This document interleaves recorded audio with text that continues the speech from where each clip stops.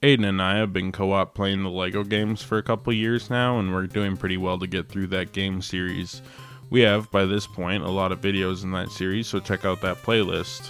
While looking for a suitable replacement to go next, once that was finished, I suggested we go through the Marvel Ultimate Alliance trilogy and their predecessor, the X-Men Legends series.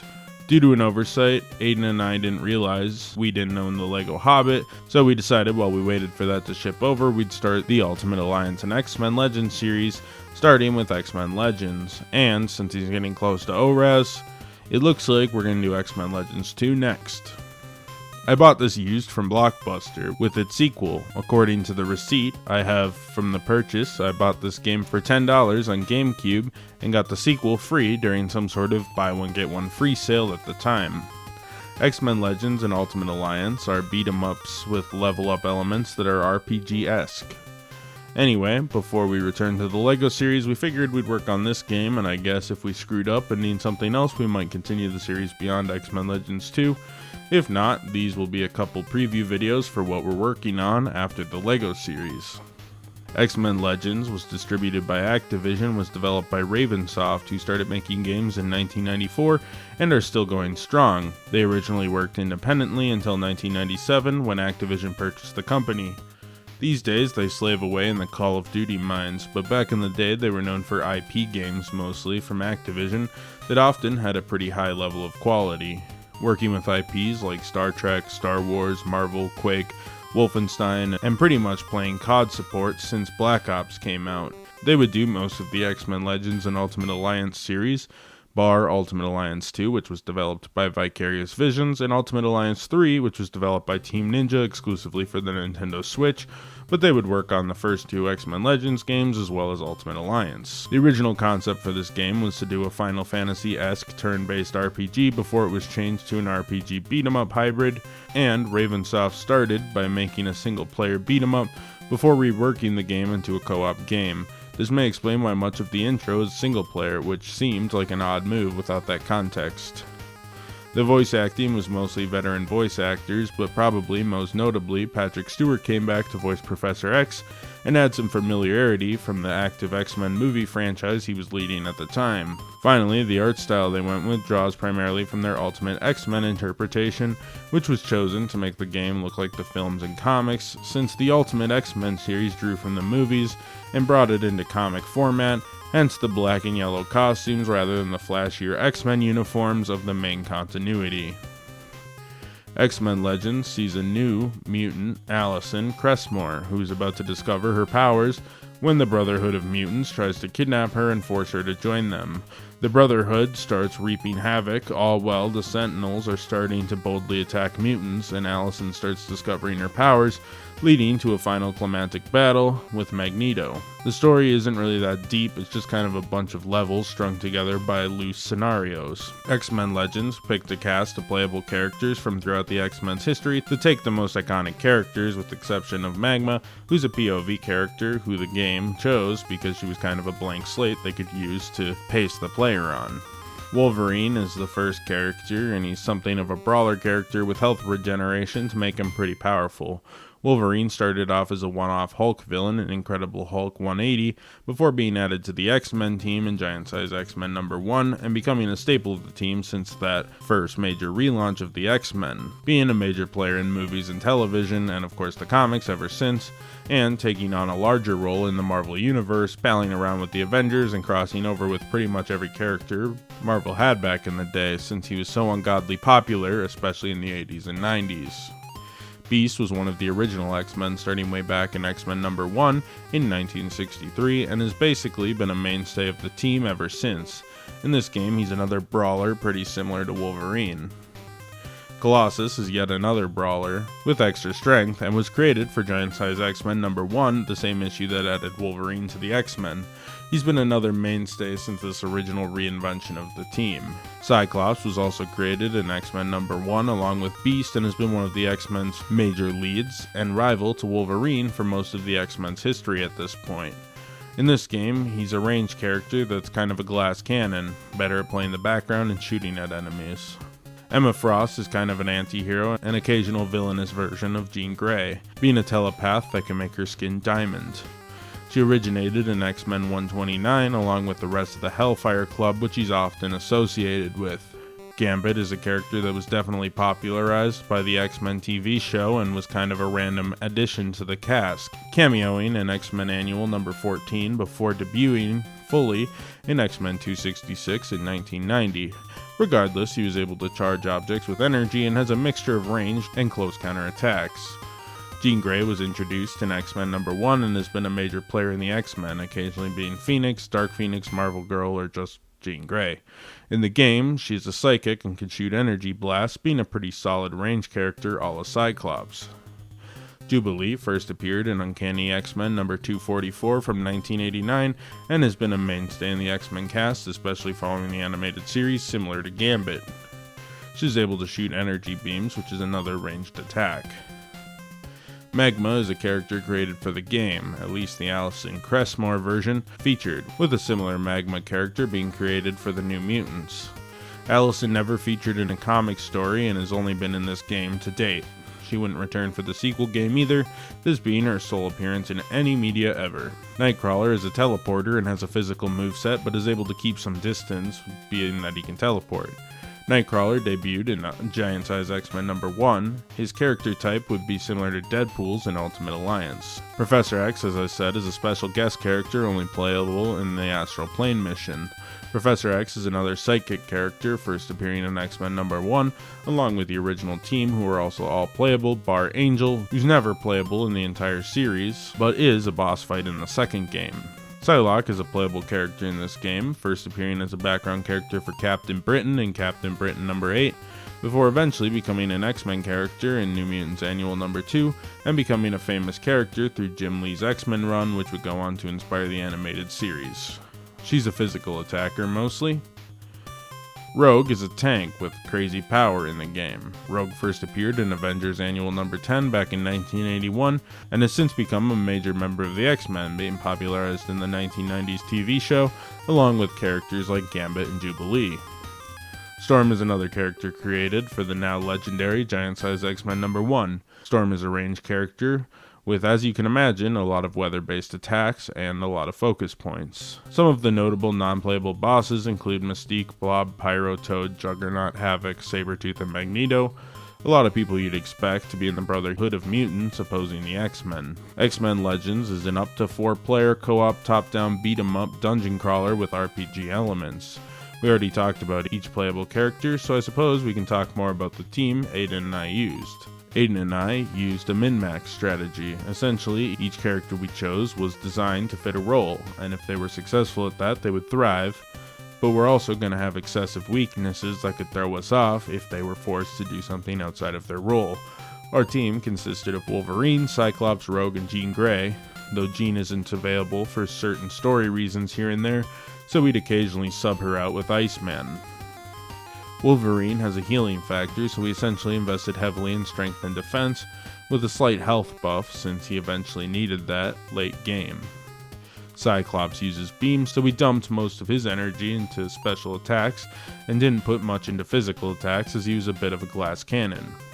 Rogue and Jean were both our backups, Rogue being the backup to Wolverine being physical, and Jean backing up Cyclops as our ranged psychic character.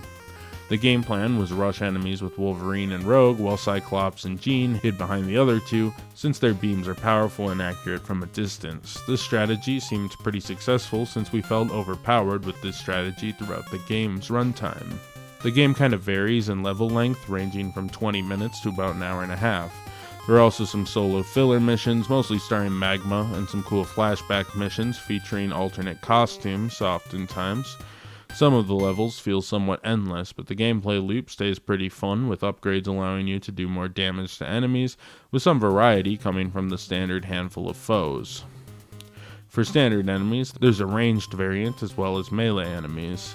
These guys are typically pretty easy to beat and level up a fair bit slower than the team, making cutting through them pretty easy. However, certain enemies are resistant to either range attacks or melee attacks, but if you balance your team the way we did, and have physical and special move heavy characters, you won't have much issue beating them down, as some characters are just going to have to specialize these enemies. Sentinels start as heavies, and even with a mid-game power buff are still pretty easy. They have small drones that are more or less just standard enemies, along with flying drones which go down in a hit or two. There are also spider sentinel robot things that are pretty easy. There's a large boss selection, and they're either piss easy or have an obnoxious gimmick, with most of them falling in the former category. Mystique, you lay the beat down on and she's pretty easy. Blob, you lay the beat down on and he's pretty easy. He's a bit of a damage sponge since your attacks are so middling at this point in the game, but he's still easy.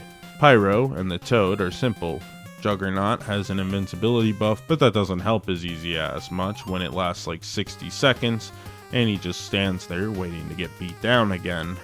Maro is kind of annoying. She has minions that restore her that spawn in all corners. She eventually chipped us down and game overed us twice before we discovered her gimmick, but when you do, she's pretty simple. Just wait in the corners and figure out when her minion pops up, kill him, kill her again, then the new minion pops up, do that a couple times and you're done.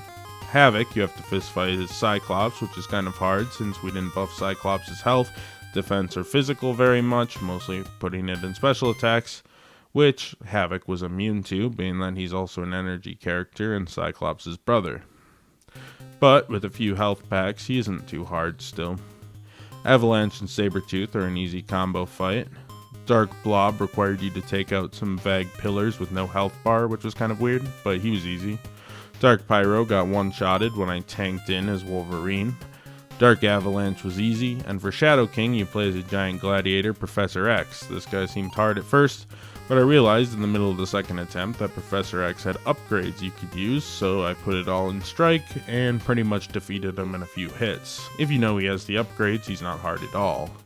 Magneto is easy. Lay the smackdown until he has invincibility, defeat a Brotherhood member who are now way under-leveled compared to you, and you'll beat up Magneto pretty easily.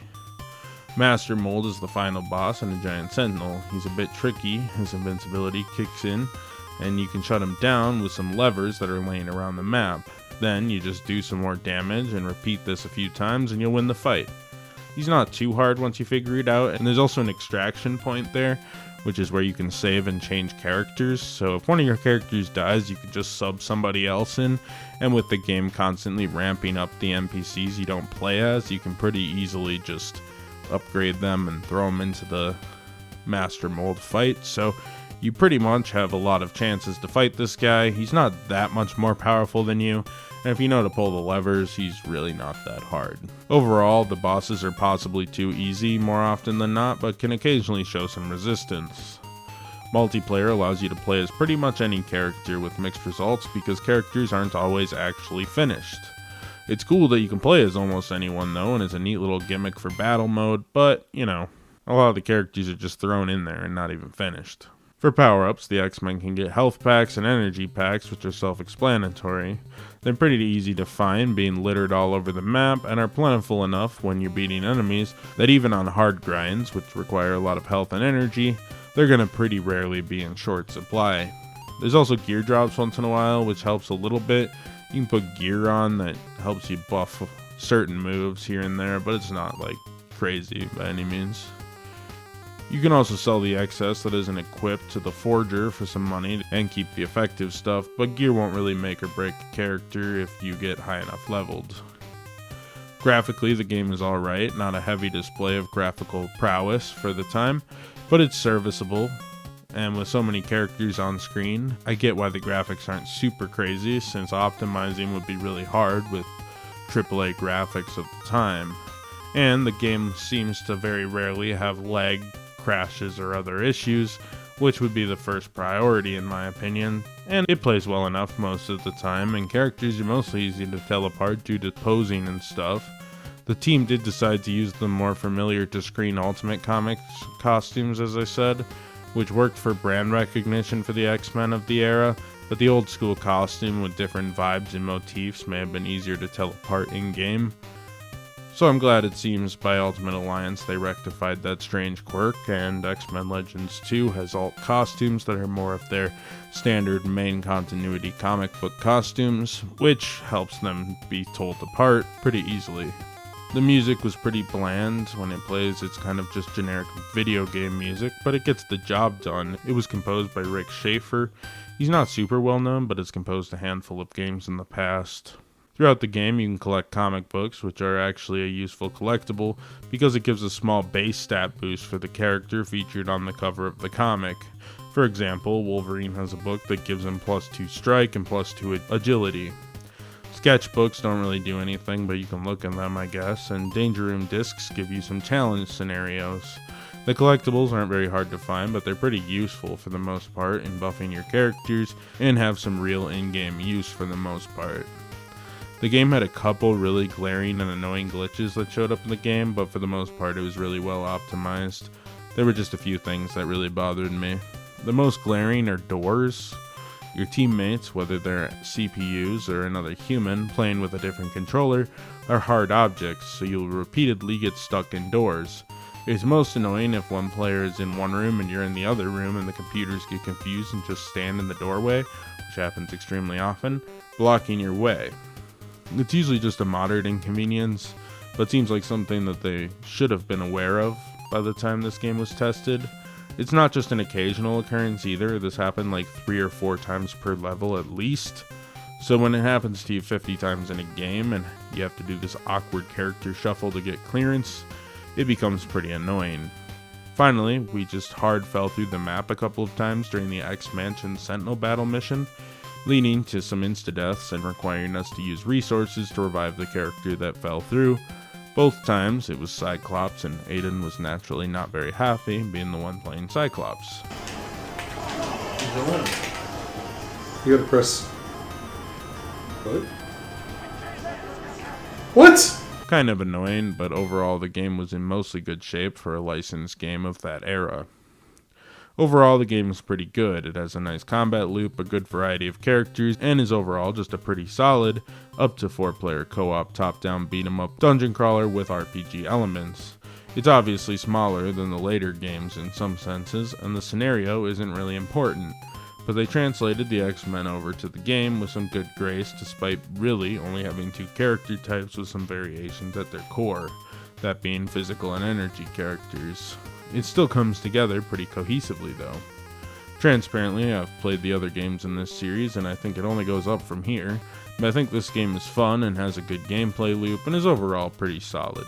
Metacritic put X-Men Legends in the 80s range with an 81 on GameCube, 79 on PS2, and 82 on Xbox, with even the N-Gage port in a similar range. I agree that it's a pretty solid license game, and I think the scores reflect that pretty well, despite the fact I think the series becomes more refined as time goes on and greatly improves, with a larger character variety, better costumes, easier to tell apart, and so much more. So we'll get onto that in the future. For now, we're kind of putting the LEGO games on hold while I wait for Aiden to finish Omega Ruby and Alpha Sapphire, which is coming very soon. Next up, we'll be taking a look at the Star Wars, one of Dark Horse's last Star Wars comics. And yeah, thanks for watching, guys. Subscribe, have a good day, and whatever the hell else.